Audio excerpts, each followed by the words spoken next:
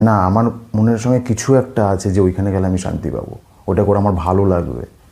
সাংসারিক চাপকে ঠিক আছে, ও আসতেই পারে, এই যে আমি পারবো।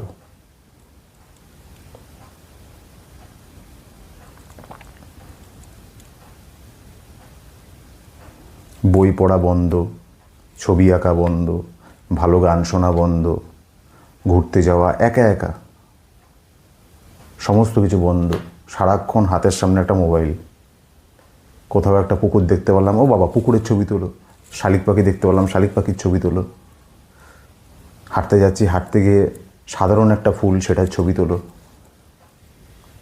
সারাক্ষণ সঙ্গে আছে।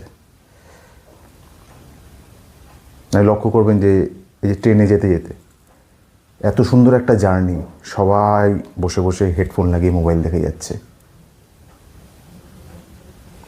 আগে যে কামরায় কামরায় একটা গল্প হতো, রাজনীতি নিয়ে হোক, যা খুশি নিয়ে হোক, অশ্লীল নিয়েই হোক, একটা মানুষের মানুষের যে একটা গল্প হতো আগে, নেই। প্রত্যেকের মাথা নিচু করে বসে আছে হেডফোন কানে দিয়ে, আশেপাশের যাত্রীর দিকে তার চোখও যাচ্ছে না।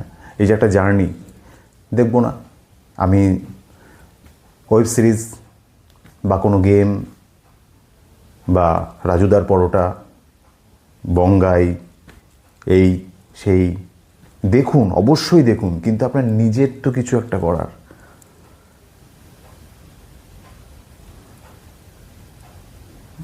আর একটা জিনিস মিলিয়ে দেখবেন, যখন সারাদিনের মোবাইল ঘাটাঘাটা বন্ধ করে রাত্রে যখন আপনি শুতে যাবেন, তখন বেশিরভাগ ছেলেপেলে, বেশিরভাগ মানুষের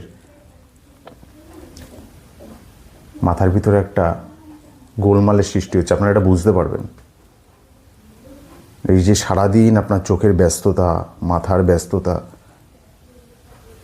সারাদিন পরে গিয়ে আপনার মনে হচ্ছে না মাথাটা কীরকম লাগছে, ওটা আপনি বুঝতে পারছেন না কোথার থেকে সেটা আবিষ্কার হলো। সেটা একমাত্র ওই মোবাইল। একটা হবি আপনাকে মানসিক চাপ জয় করতে সব থেকে বেশি সাহায্য করে।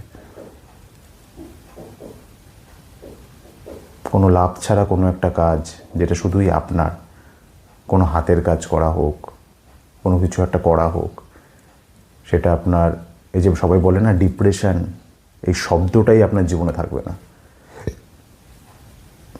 আপনার সমস্ত কিছু আছে, কিন্তু আপনার উদ্দেশ্য থাকবে ওই কাজটার জন্যই আমি বাঁচি।